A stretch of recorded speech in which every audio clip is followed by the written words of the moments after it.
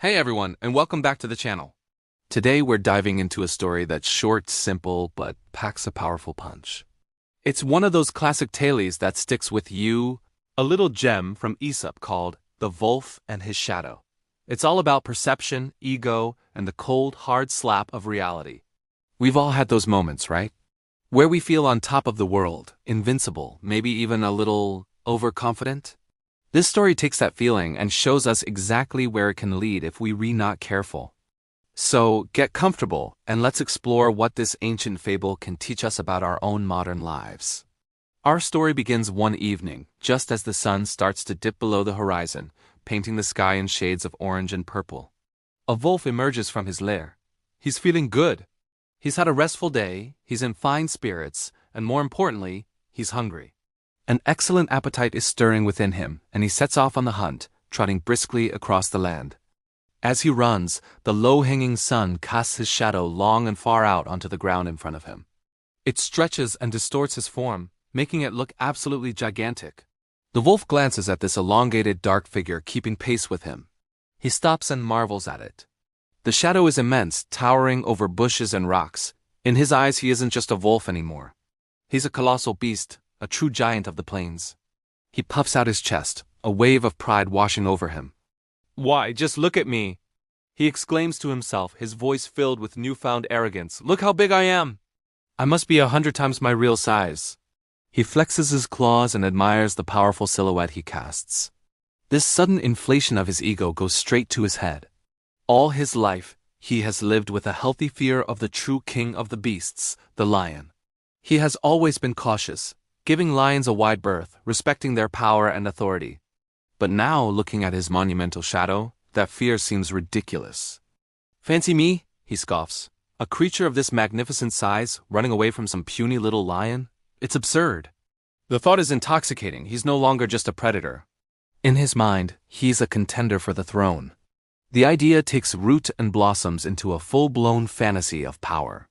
"I'll show him," the wolf declares, his mind racing with images of a glorious battle. "I'll show that lion who is truly fit to be king, he or I." He imagines a grand confrontation where he, this giant among wolves, would easily overpower the lion and claim the title for himself. He is so completely absorbed in this delusion, so captivated by the grandeur of his own shadow, that he fails to notice his surroundings. He is lost in a world of make-believe where his shadow is his reality.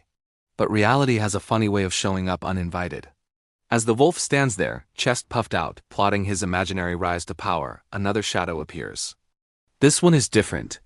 It's not long and stretched out by the setting sun. It's solid, immense, and it falls over him, blotting out his own shadow, plunging him into sudden darkness.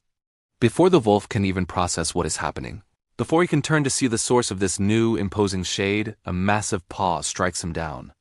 With a single, effortless blow, a real lion ends the wolf's grand ambitions and his life. And so our story ends with a stark and brutal lesson. Do not let your fancy make you forget realities. The wolf became so enchanted by a distorted image of himself that he completely lost touch with the real world. His shadow was just an illusion, a trick of the light, but his ego made him believe it was truth. Now, let's unpack this. It's easy to laugh at the foolish wolf, but how often do we do the same thing? Maybe not with our literal shadows, but in other ways. Think about social media, for instance. We curate our profiles, posting our highlight reels, the great vacations, the job promotions, the perfect-looking meals. We create a shadow self, an idealized version of who we are, and sometimes we can start to believe our own hype. We get so caught up in the likes, the followers, the positive comments, that we can forget the complexities and imperfections of our real lives. We start confusing our curated online persona with our actual self. This is what psychologists sometimes call an ego inflation. It's when our sense of self-importance becomes exaggerated, often based on flimsy or distorted evidence, just like the wolf's shadow. This can happen at work, too. Maybe we have one successful project, and suddenly we think we know better than our experienced colleagues. We get so impressed by our own shadow of success that we ignore feedback, take unnecessary risks, and stop listening to the very people who could help us avoid a fall. We think we're the lion, when we're still the wolf who needs to learn. The danger, as the fable so clearly shows, is that reality doesn't care about our fantasies. The real lion, whether it's a market crash, a project failure, a difficult conversation, or a personal crisis will eventually show up. And if we've spent all our time admiring our shadow, we won't be prepared for it.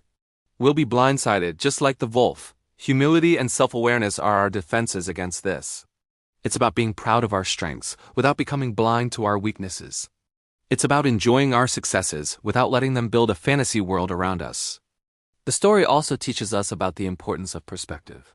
The wolf's mistake was triggered by a specific time of day, sunset. At high noon, his shadow would have been small, huddled at his feet, and he wouldn't have had these delusions of grandeur. This reminds us that our perception of ourselves can change dramatically depending on the context.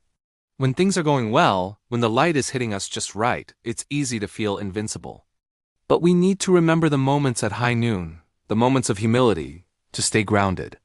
A true measure of a person isn't how they see themselves in their best light, but whether they remember their true size when the light changes.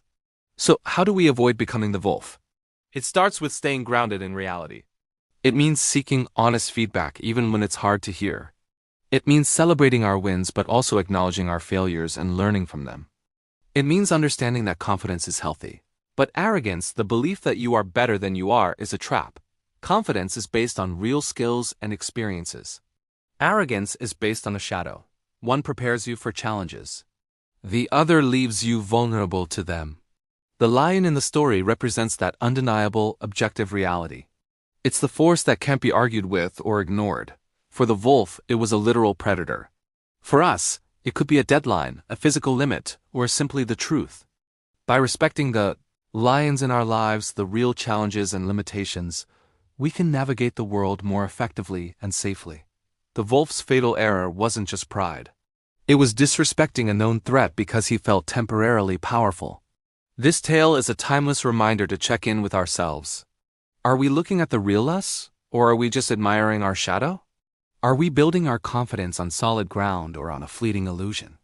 The world will always present us with challenges, with real lions. The best way to face them is not by pretending we're bigger than we are, but by knowing exactly who we are, our strengths, our weaknesses, and our true size, no matter how the light is shining. What do you all think? Have you ever had a wolf and shadow moment in your own life? A time when a little success made you feel overconfident, only to be humbled later? Share your stories in the comments below. I'd love to read them. It's something we can all relate to and learn from. Thanks so much for watching today. If you enjoyed this little dose of ancient wisdom, be sure to hit that like button and subscribe for more stories that make us think. Stay grounded, stay aware, and I'll see you in the next video.